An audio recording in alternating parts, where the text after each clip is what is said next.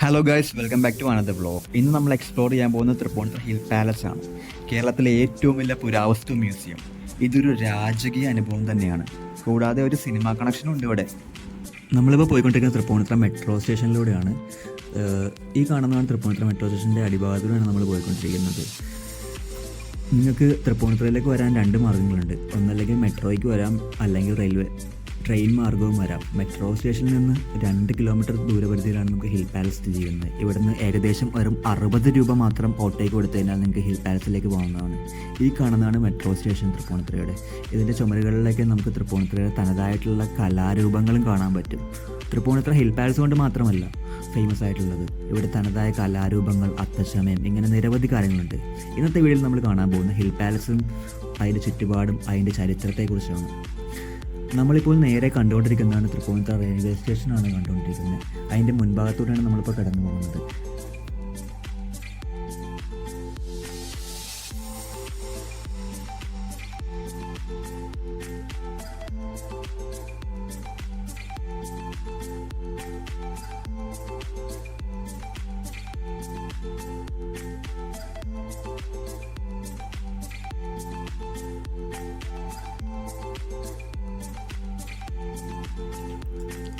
നമ്മൾ നേരെ കാണുന്നതാണ് തൃപ്പൂണിത്തുറ ഹിൽ പാലസിൻ്റെ മെയിൻ എൻട്രൻസ് ആണ് വരുന്നത്.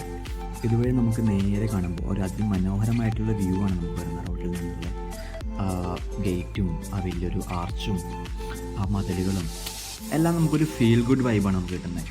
ഈ ലെഫ്റ്റ് സൈഡിൽ നമുക്ക് കാണുന്നതാണ് ടിക്കറ്റ് കൗണ്ടർ. ഇവിടെ നിന്ന് നമുക്ക് ടിക്കറ്റ് എടുത്തു കഴിഞ്ഞാൽ മുതിർന്നവർക്ക് 50 രൂപയും കുട്ടികൾക്ക് 30 രൂപയാണ് ഇവിടെ ടിക്കറ്റ് റേറ്റ് വരുന്നത്. ക്യാമറയ്ക്ക്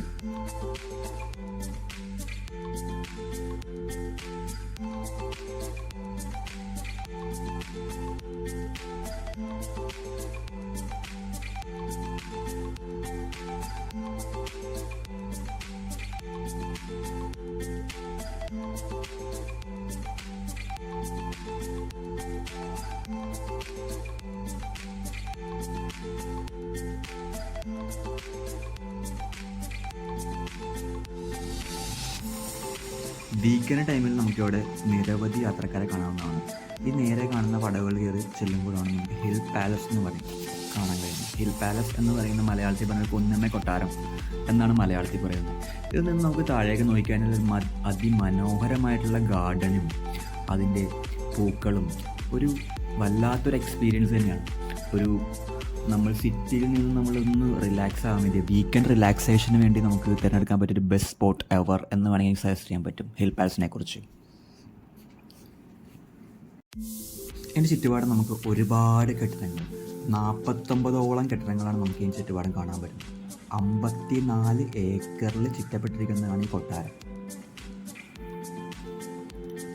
നിരവധി ഗാർഡൻ, പൂച്ചെടികൾ, മരങ്ങൾ. ഒരു സിറ്റിയിൽ നിന്ന് നമുക്കൊരു റിലാക്സേഷൻ, ഒരു വീക്കെൻഡ് റിലാക്സേഷന് വേണ്ടി പറ്റിയൊരു ബെസ്റ്റ് സ്പോട്ടാണ്. നിങ്ങളൊന്ന് ആലോചിച്ച് നോക്കി, കൊച്ചി രാജാവ് 1865 ഇവിടെ താമസിച്ചിരുന്ന പാലസാണ് അവിടെ.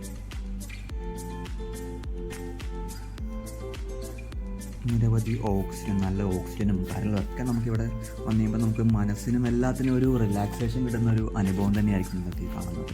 എത്ര കെട്ടിടങ്ങളാണെന്ന് നോക്കി, ഇതിൻ്റെ നിങ്ങൾക്ക് എത്രത്തോളം ഫീൽ ചെയ്യുമെന്ന് എനിക്കറിയില്ല ഈ കാണുന്ന ഈ വീഡിയോയിലൂടെ. പക്ഷെ നിങ്ങൾ എപ്പോഴെങ്കിലും നിങ്ങൾക്കൊരു once in a lifetime ഒരു ചാൻസ് കിട്ടിയാൽ നിങ്ങൾ മസ്റ്റായിട്ടൊന്ന് വിസിറ്റ് ചെയ്ത് നോക്കണം.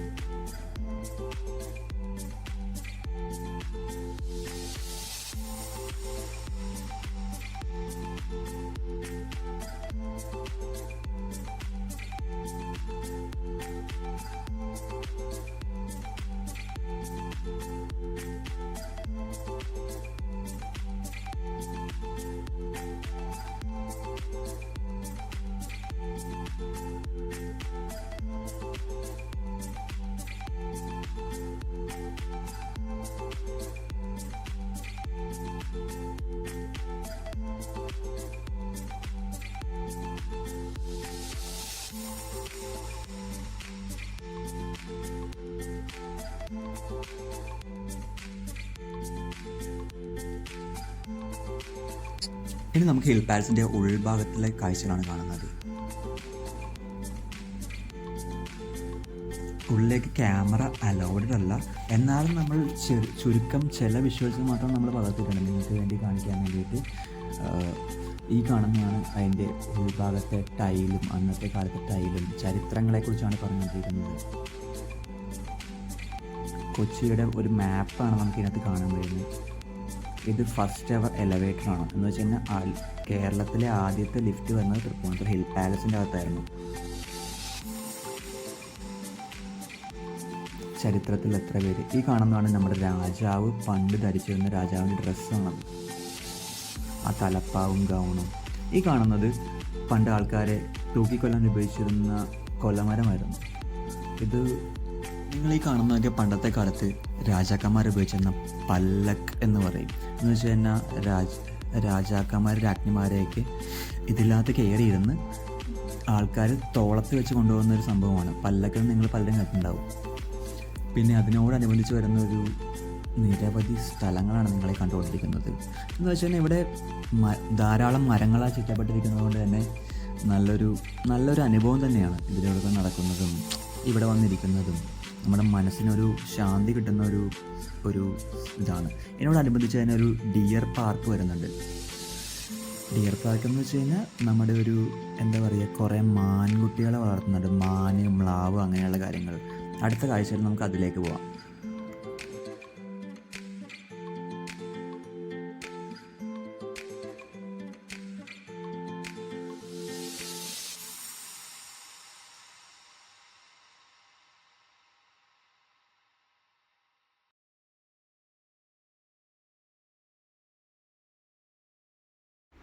ഈ താഴേക്ക് പോകുന്ന അതിമനോഹരമായ സ്റ്റെപ്പ് ഇറങ്ങി ചെന്നാൽ നമുക്ക് കാണാൻ പറ്റുന്ന നിരവധി മാനുകളെയാണ്. മാന്, മ്ലാവ്. നമുക്ക് ഭാഗ്യമുണ്ടെങ്കിൽ നമുക്ക് രണ്ടിനെയും ഒരുമിച്ച് കാണാൻ പറ്റും. നമുക്ക് നോക്കാം. ഈ കാണുന്ന ചെറിയൊരു ഗുഹയാണ്. പണ്ട് കാലത്ത് എന്തിനോ വേണ്ടി ഉപയോഗിച്ചിരുന്നത് ചെറിയൊരു ഗുഹയാണ്. അപ്പോൾ ഇതാ കാണുന്ന പച്ച നെറ്റുകൾക്കുള്ളിലാണ് നമുക്ക് മാനുകളെ നമുക്ക് കാണാൻ പറ്റുന്നത്. നമുക്കപ്പോൾ അതിൻ്റെ അടുത്തേക്കാണ് നമ്മൾ പോയിക്കൊണ്ടിരിക്കുന്നത്. നിങ്ങളിപ്പോൾ കാണുമ്പോൾ വിചാരിക്കുമല്ലോ ഏതൊരു കാടിൻ്റെ ഉള്ളിലാണെന്നുള്ളത്. ഒരു ഉൾക്കാടിൻ്റെ ഉള്ളിലുള്ള പോലത്തെ ഒരു ഫീലാണ് കാണുന്നത്. നിരവധി മാനുകൾ നിൽക്കുന്നുണ്ടോ അവിടെ കിടക്കുന്നതൊക്കെ ആയിട്ട്. നിരവധി മാനുകൾ. നമുക്ക് ഇത്രയും കൂടെ അടുത്തേക്ക് പോകാം. ഇത്രയും കൂടെ ക്ലിയർ വിസിബിലിറ്റിക്ക് വേണ്ടിയിട്ട് ഇത്രയും കൂടെ അടുത്തേക്ക് പോവാം. കണ്ടോ, ഇതേ മാൻ നിൽക്കുന്നുണ്ടോ, മാൻകുട്ടി. നിങ്ങൾ ജീവിതത്തിൽ എന്തെങ്കിലും ഒരു മാനെ നേരിട്ട് കണ്ടിട്ടുണ്ടോ എന്നുള്ളവരൊന്ന് കമൻറ്റ് ചെയ്യുക.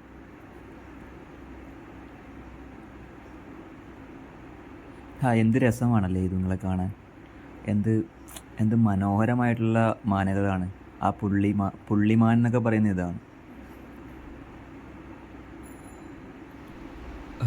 നമുക്ക് ഈ മാനുകൾക്ക് നമുക്ക് പുറത്തുനിന്നുള്ള ഫുഡും കാര്യങ്ങളൊന്നും അലൗഡ് അല്ല. നമുക്ക് വേണമെന്നുണ്ടെങ്കിൽ ഇവിടെ നിലത്ത് കിടക്കുന്ന ഇലയോ പച്ചിലകളോ പുല്ലോ എന്തെങ്കിലുമൊക്കെ പറിച്ച് നമുക്ക് കൊടുക്കാവുന്നതാണ്.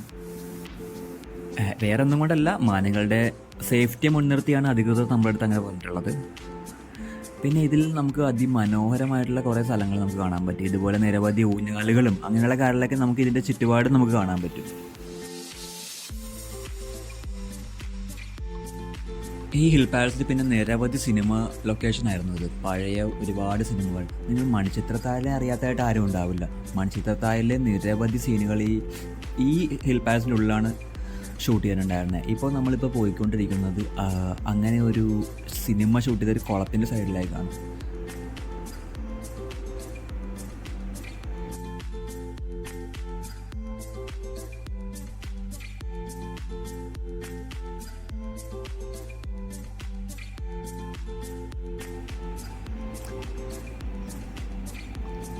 ഈ സീൻ നിങ്ങൾ എന്തായാലും മണിച്ചിത്രത്താഴ് സിനിമയിൽ കണ്ടിട്ടുണ്ടാവും. ഈ വഴി പോകുന്നത് താഴത്തേക്ക് ഇറങ്ങി ചെല്ലുമ്പോൾ നമുക്ക് കാണാൻ പറ്റുന്നത് ആ കുളം തന്നെയാണ്. ആ സിനിമയിൽ നിങ്ങൾ കാണുന്ന കുളം തന്നെയാണ് നിങ്ങൾക്ക് കാണാൻ പറ്റുന്നത്. നല്ല രസമാണ് ഇതിൽ കൂടെ ഇങ്ങനെ നടക്കാനും. ഈ നടവഴികളും ഇടവഴികളും എല്ലാം നമ്മളൊരു ഹിസ്റ്ററി ഉറങ്ങിക്കിടക്കുന്ന മണ്ണിലൂടെയാണ് നടക്കുന്നത് എന്നുള്ളൊരു ഫീൽ നമുക്ക് കിട്ടുന്നുണ്ട്. അപ്പോൾ ചരിത്രം ഉറങ്ങിക്കിടക്കുന്നൊരു മണ്ണിലൂടെയാണ് നമ്മൾ നടന്നു പോകുന്നത്. ഇപ്പോൾ നമുക്ക് പണ്ടായിരുന്നു നമുക്ക് ഈ കുളത്തിലേക്കുള്ള ആക്സസ് ഉണ്ടായിരുന്നു. ഇപ്പോൾ കുളത്തിലേക്ക് ഇറങ്ങാനും കാലൊന്നും വരില്ല. ഇവിടെ ഫുള്ളി ലോക്ക്ഡ് ആണ് കാണുന്നത്. പിന്നെ ഇതിനോട് ചേർന്ന് തന്നെ നമുക്ക് പഴയ രാജാക്കന്മാരും രാജ്ഞിമാരൊക്കെ നീരാടിക്കൊണ്ടിരുന്ന കടവുകളാണ് ഈ കണ്ടുകൊണ്ടിരിക്കുന്നത്.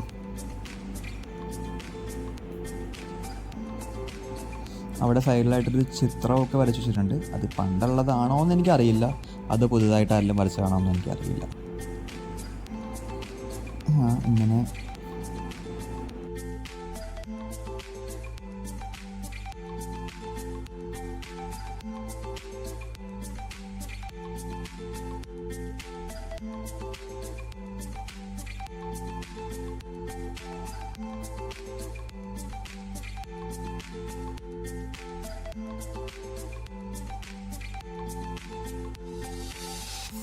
നിരവധി ആൾക്കാർക്കൊരു പുതുമയും ചരിത്രവും ഉറങ്ങിക്കിടക്കുന്നൊരു മണ്ണായിട്ടാണ് ഹിൽ പാലസ് മാറിക്കൊണ്ടിരിക്കുന്നത്.